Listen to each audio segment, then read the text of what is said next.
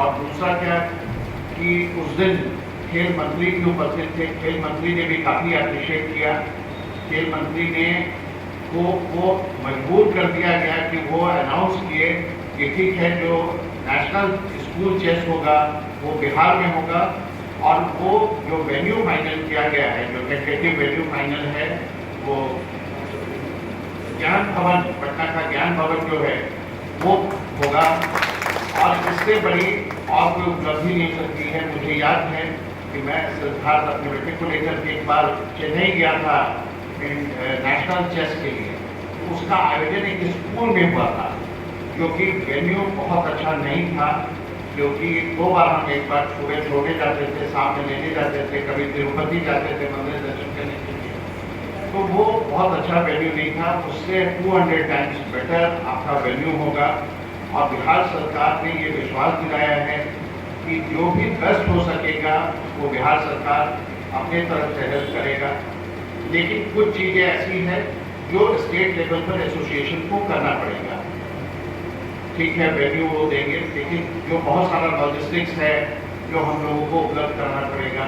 तो उसमें हम आप सभी डिस्ट्रिक्ट के जो प्रेसिडेंट आए हैं, जो सेक्रेटरी राज्यों के लिए ही नहीं, उस समय हमारे ऑल इंडिया चेस फेडरेशन के प्रेसिडेंट, सेक्रेटरी और जितने तमाम अधिकारी हैं ऑल इंडिया चेस फेडरेशन से, वो सब पटना में रहेंगे।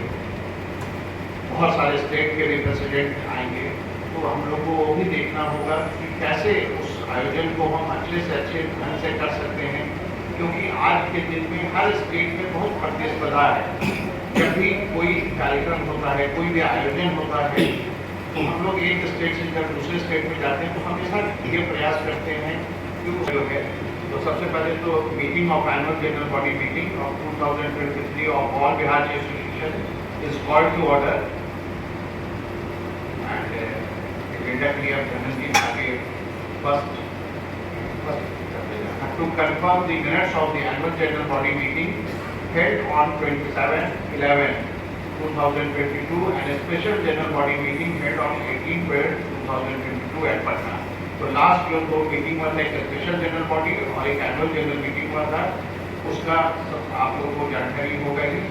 तो अगर आप लोग एक बार बदल दी उसको डिटेल में बता दें।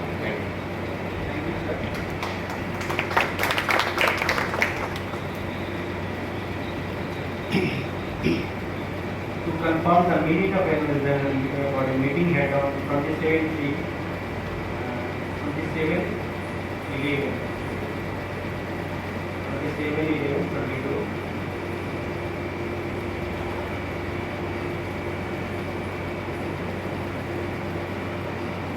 फर्स्ट एजेंडा था हमारा to confirm the minute of annual general body meeting held on 27/3/22, जिसको हम लोगों ने कंफर्म किया। Second agenda to consider and approve the audited statement of account for the year 21-22 and the decision was the audited statement of account for the period of April 1st, 21 to 31st March 22 were unanimously passed by members present in the meeting. Third one, to consider and approve the annual report for the year 21-22. And in the decision it is, Secretary informed the House that we had done online state championship at very first time Bihar राज्य के प्राधिकरण और बिहार सरकार के साथ मिलकर, और ये एक इमरजेंसी सिचुएशन था क्योंकि इमीडिएटली गवर्नमेंट ने मुझे कॉल किया। प्रपोजल मेरा पहले से दिया हुआ था और अचानक एक दिन प्राधिकरण से फ़ोन आया कि हम आपका प्रपोजल एक्सेप्ट करते हैं, आप आइए, हम ऑर्डर डिस्कस करेंगे। और फिर हमने एक emergent executive committee meeting call की थी। उसमें एक सिलेक्शन कमेटी बनाई थी मनीष जी की अध्यक्षता में, और इनके रिकमेंडेशन के बाद जो टीम सेलेक्ट हुई थी, जो बच्चे सेलेक्ट हुए थे, उनको हमने कैंप के लिए सिलेक्ट किया था। उस कैंप में सुरजीत साहा इंटरनेशनल मास्टर और क्रिकेट ट्रेनर उनके चीफ कोच थे, और उसके असिस्टेंट ट्रेनर थे। एनी अदर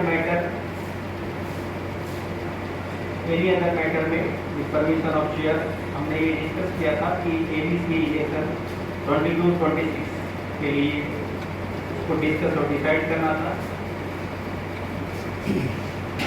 तो चूँकि पिछले सत्र का जो कार्यकाल था हमारा वो समाप्त हो रहा था 1 दिसंबर को, तो ईबी में ये डिस्कस हुआ था कि हम 18 दिसंबर को स्पेशल जी मिली है, इसमें अगर कोई ऐसी बात लगती हो जो नहीं हुई थी तो आपको 223.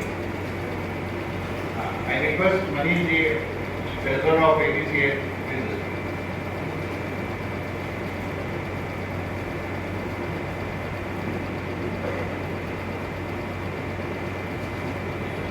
हेलो आप समझे सब लोग को नमस्कार। और आप समझे क्या बोले? हम सो गए थे 1 मिनट पहले। अब मैं जो आप लोग के पास प्रस्तुत करने जा रहा हूँ पिछले साल का आमदनी और पेमेंट का लेखा जोखा। पिछले साल जो कि हम लोगों के पास सर्वाधिक रहा है उस पूरे साल का, इसी के द्वारा हम लोगों ने प्राप्त किया है वो मैं आपको प्रस्तुत कर रहा हूँ।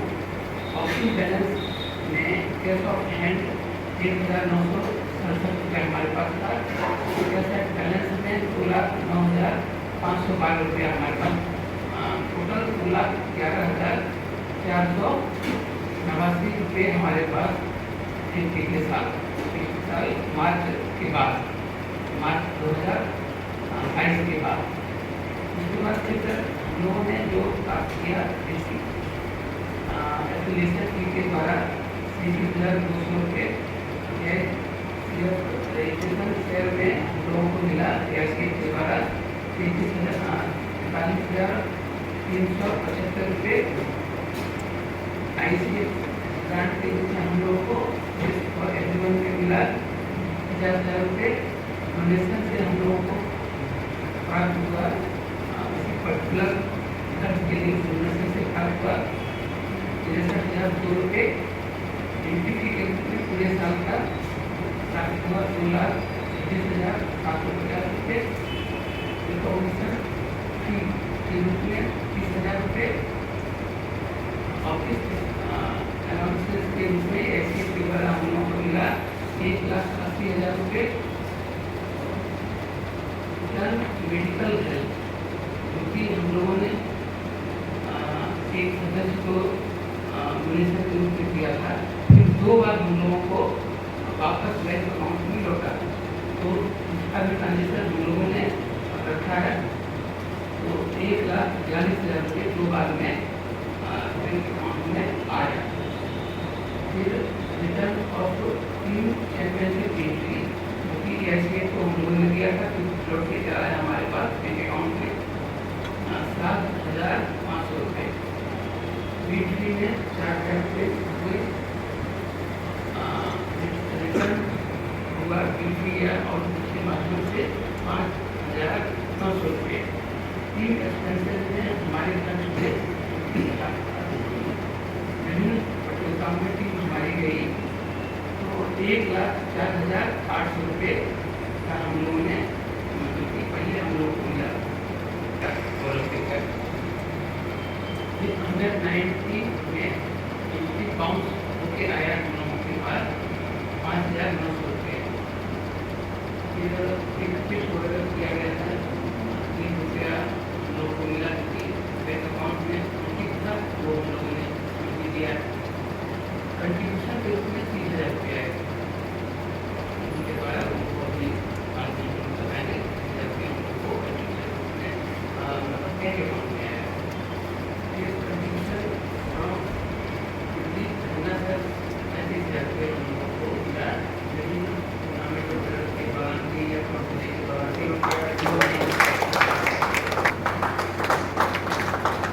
उन्होंने खर्च किया वो आप लोग जानते हैं। एडमिनिस्ट्रेटिव एक्सपेंसेस में ऑफिस एक्सपेंसेस में 8,000 रुपये उन्होंने खर्च किए पूरे साल में। आज एक होने के बाद उनको वो पैसे वापस ऑर्गेनाइजेशन को लौटा देती है।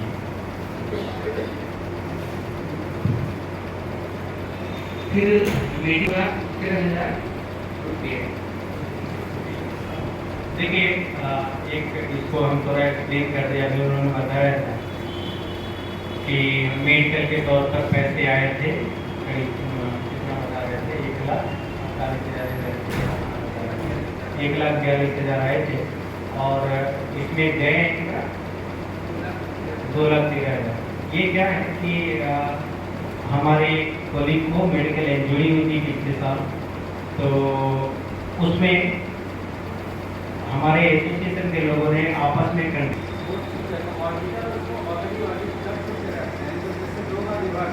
11,000 रुपये हम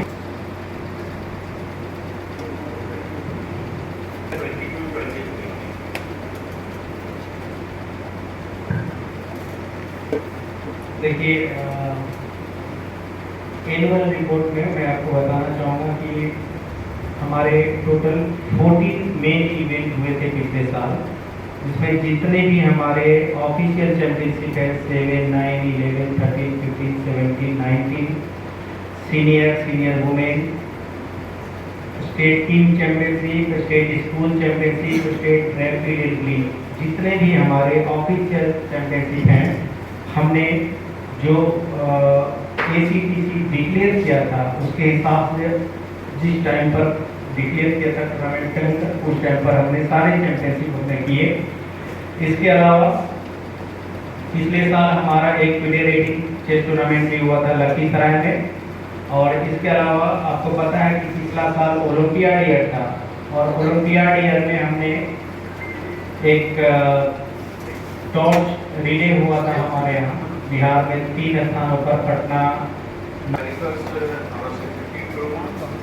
election report of various districts to discuss.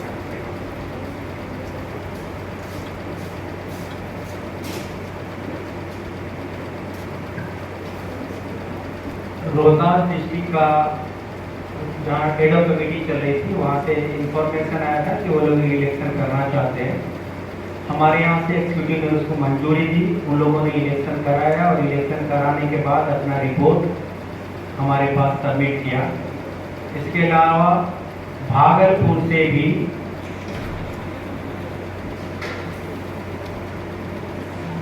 देखिए पिछले साल मतलब 2021-22 से कुछ जिलों के एप्लीकेशन फीस पेंडिंग थे, लगातार फिर रिमाइंडर भेजा गया। एग्जीक्यूटिव की मीटिंग में कहा गया कि उनको रिमाइंडर भेजिए, उनको रिमाइंडर भेजा गया, first reminder, second reminder, third reminder, उनका कभी कोई रिस्पॉन्स नहीं आया। उन लोगों ने कभी न तो एप्लीकेशन फी पे किया, न तो इलेक्शन में पार्टिसिपेट किए, न तो किसी मेल का कभी कोई रिस्पॉन्स किया। तो एग्जीक्यूटिव कमेटी ने कहा था कि ये डायरेक्ट किया था कि आप लोग को रिमाइंडर भेजिए।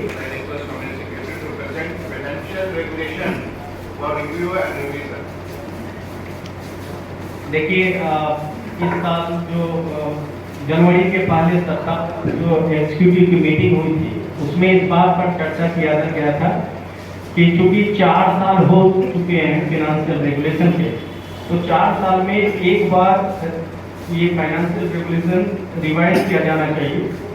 तो जो प्रपोजल है वो आप लोगों के सामने रखा जा रहा है, आप लोग उसमें अपने ओपिनियन दे सकते हैं। अगर आप लोग अप्रूव करेंगे तो हम इस फाइनेंशियल रेगुलेशन को रिवाइज करेंगे, और हम चाहेंगे कि हमारे ट्रेजरर महोदय भी उस पर अपना, देखिए फाइनली पैसा इन्हीं को देना रहेगा या लेना रहेगा, तो इनका क्या ओपिनियन। देखिए फाइनेंशियल रेगुलेशन में 4 पोर्शन ऐसे हैं जिसको रिवाइज प्रपोजल है। एक तो एप्लीकेशन फी बहुत लग 1200 रुपये हमारे हैं डिस्ट्रिक्ट एप्लीकेशन फी। तो हमारा एक तो प्रपोजल ये है कि ये 1200 रुपये को बढ़ाकर 2000 रुपये डिस्ट्रिक्ट का एप्लीकेशन किया जाए। पिछले साल से चला आ रहा है 300 रुपये, ठीक है, लेकिन फिर भी हमारा प्रपोजल एंट्री फी को रेज करना नहीं है, लेकिन इसके साथ हमारा एंट्री है प्रपोजल ये है कि हम एंट्री फी तो नहीं बढ़ाएंगे, लेकिन 2024-25 से अभी तक तो सारा एंट्री रेगुलर एंट्री ही हम ले ले रहे हैं, कोई कहीं से भी आ रहा है तो उसको खेलना अलाउ कर रहे हैं, आगे से नहीं करेंगे। 2024-25 से जितना निर्धारित कोटा है उतना कोटा ऑफिशियल एंट्री के रूप में खेलेगा, और बाकी बचे हुए जो प्लेयर खेलना चाहेंगे उनको स्पेशल एंट्री के तौर पर खेलना पड़ेगा। यानी किसी डिस्ट्रिक्ट का अगर सब जूनियर में 4 प्लेयर अलाउ है तो वो 4 प्लेयर ही इस रेगुलर एंट्री पर खेलेगा, जो अपने डिस्ट्रिक्ट के पैड पर ही आएगा। हम बाकी लोगों को ऐसे नहीं खेलने देंगे। सर हमने 4 साल मौका दिया आपको चीजें रेगुलराइज कर लेनी चाहिए। अगर अब नहीं करेंगे तो हमें रोकना पड़ेगा। 4 साल मेरे ख्याल से काफी लंबा समय होता है कि चीजों को ठीक कर लिया। और अभी भी हम इस मौके को आपको बता रहे हैं कि 2024-25 से हम ऐसा करने वाले हैं। तो उसके पहले आप सब अपने अपने जितने भी चैंपियनशिप का रेगुलर एंट्री 300 है उसको बढ़ाकर 500 रुपया किया जाता है। बढ़ाकर नहीं, स्पेशल एंट्री के लिए स्पेशल कैटेगरी में जो लोग खेलेंगे उसको 500 रुपये पे करने पड़ेंगे उस चैंपियनशिप का, जिसका एंट्री फी अभी 300 है।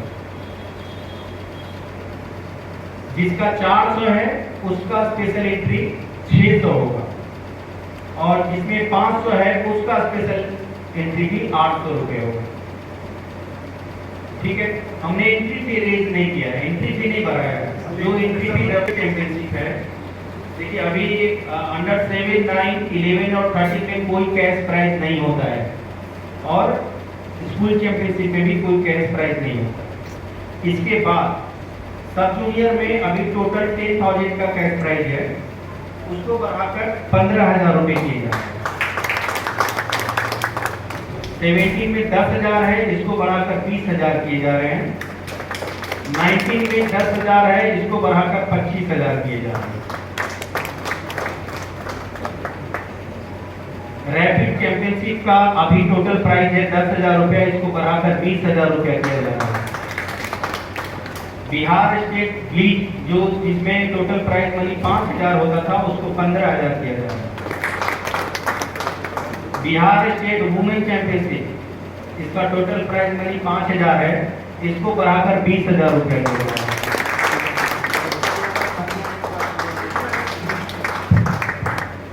बिहार स्टेट सीनियर चैंपियनशिप, जिसका प्राइस मनी अभी 30,000 है, अगले सत्र में ये 50,000 होगा।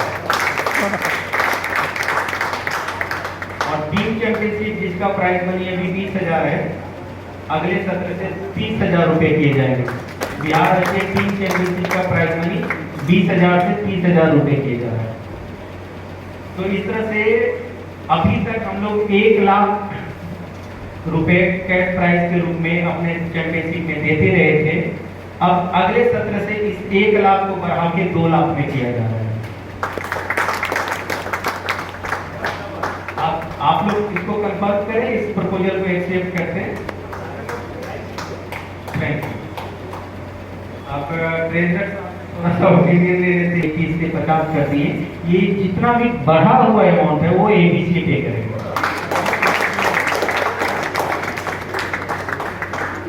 ये हाँ,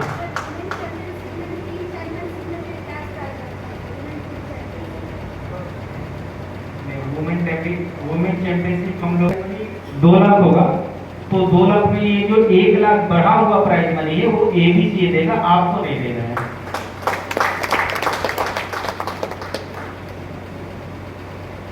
अब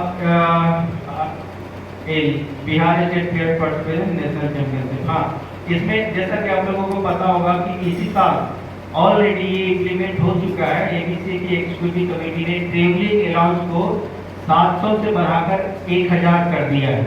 इस बार जो लोग खेल कर आई हैं उनको पता होगा, तो जो भी होस्ट होता था चैंपियनशिप का, वो टीए उसको पे करना पड़ता था। फिर ये पार्टिसिपेंट इस तरह से डिवाइडेड था कि एंट्री फी और टी शर्ट यूनिफॉर्म एबीसी देती थी और टीए होस्ट ऑर्गेनाइजर देता था।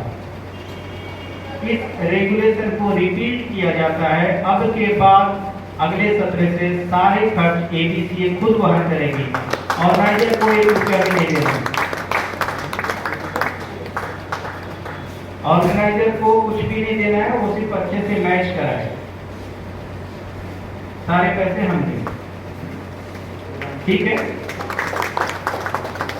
तो ये फाइनेंशियल रेगुलेशन के हमारे रिवीजन के प्रपोजल। देखिए जनरल रेगुलेशन भी क्योंकि 4 साल हो चुके थे, तो अब जनरल रेगुलेशन और फाइनेंशियल रेगुलेशन रिवाइज किए जाने जरूरी थे। तो फिनेंशियल रेगुलेशन में इतना सारा रिवीजन हुआ। जनरल रेगुलेशन में आप लोगों से भी प्रपोजल इनवाइट किया जाता है। आप लोगों को लगता है कि नियमों में कुछ बदलाव किया जाना है या किया जाना चाहिए, तो आप लोग प्रपोज करें कि इतने साल के कार्यकाल को देखते होंगे, आप समझ गए होंगे जो जो नियम है हमारा जनरल रेगुलेशन, उसमें कोई बदलाव करना चाहते हैं तो आज इस ओपन फोरम पर आप प्रपोज कर सकते हैं। हाउस अगर अप्रूव करती है तो हम उसको इंक्लूड करेंगे, और नहीं तो फिर ये जनरल आप समझें, इसमें कोई बाध्यता नहीं है, इस प्रपोजल के पीछे कोई बाध्यता नहीं है। ये सिर्फ एक प्रस्ताव है कि ये प्रस्ताव एबीसी को, आपको भी नहीं है, ये एबीसी को प्रस्ताव है कि यदि कोई भी डिस्ट्रिक्ट, कोई भी क्लब, कोई भी एकेडमी यदि अपना कोई इवेंट करना चाहती है और यदि वो चाहे तो एबीसी में एक फिक्स अमाउंट पे करके अपने टूर्नामेंट को एबीसी के कैलेंडर में इनरोल करवा सकती है। करवाना है ऐसा नहीं, ठीक है। तो आप लोग इनके प्रपोजल को मिसइंटरप्रेट न करें कि ऐसी कोई बाध्यता है। ये प्रपोजल है कि जो करवाना चाहे वो करवा सकते हैं। इनके कहने का जो एक इसके पीछे जो एक आइडिया है वो ये है कि कई बार फेसबुक पेज पे नजर आता है, लोग मैसेज करते हैं कि अरे भाई खगड़िया में नाइट हो गया, हमको पता ही नहीं चला, कैसे आप लोग करते हैं, कोई खबर नहीं करते हैं, भागलपुर में कब डिस्ट्रिक्ट हो गया हमको पता ही नहीं है। तो इस तरह के जो कंप्लेंट आते रहते हैं, तो इसके लिए ये इनका एक सुझाव था कि जो भी ऑर्गेनाइजर है वो नॉमिनल फी पे करके अपने टूर्नामेंट को एबीसी के वेबसाइट पे लगा दें। देखिए ऑफिशियल चैंपियनशिप तो एबीसी का है, वो अपना आप एबीसी के वेबसाइट पे जाइए, टूर्नामेंट कैलेंडर पे जाइए, उसका सारा टूर्नामेंट दिखेगा, रिलीज करता है, फिर और इंडियन फेडरेशन रिलीज करता है, उसी के अकॉर्डिंग से हम रिलीज करते हैं और हमारे अकॉर्डिंग आप कर सकते हैं। तो जब तक हमारा कैलेंडर रिलीज नहीं होता तब तक आप नहीं कर सकते, और हमारा कैलेंडर तभी रिलीज हो जाता है जब एआईसीएफ का कैलेंडर। तो सब ये एक दूसरे से जुड़ा हुआ है। और रही बात डिस्ट्रिक्ट में कैलेंडर इशू करना, तो मैं प्रैक्टिकली इस बात को समझता हूँ कि ये इतना आसान नहीं है। हमने अब मेरी बातें थोड़ी अनूठी है, ऐसे तो बहुत सारे संगठन हैं और सभी लोग संगठन को आगे बढ़ाने के लिए बहुत सारा काम करते हैं। हम बिहार से हैं और आए दिन हम लोगों ने देखा है कि बिहार में एक उन्माद सा हो गया है। बहुत सारे जिले इसमें आगे आ रहे हैं और आने वाले दिनों में आगे आएंगे और उसमें कुछ बढ़ोतरी होगी। इसके लिए हम बिहार के लोग, बिहार एसोसिएशन के लोग प्रयासरत हैं और प्रयासरत आगे भी रहेंगे। सभी जिलों में उन्माद उत्पन्न हो, इसके लिए कुछ हमें काम करने होंगे, सोचने होंगे। एक योजना होता है, योजना जब तक हमने एक प्लानिंग वगैरह वगैरह का टूर्नामेंट, 19 का टूर्नामेंट हो रहा है, 25 का टूर्नामेंट, बहुत का टूर्नामेंट हो रहा है, बात नहीं आपकी बात। तो ये जो डिस्ट्रिक्ट है ये टूर्नामेंट कराते ही नहीं है। अचानक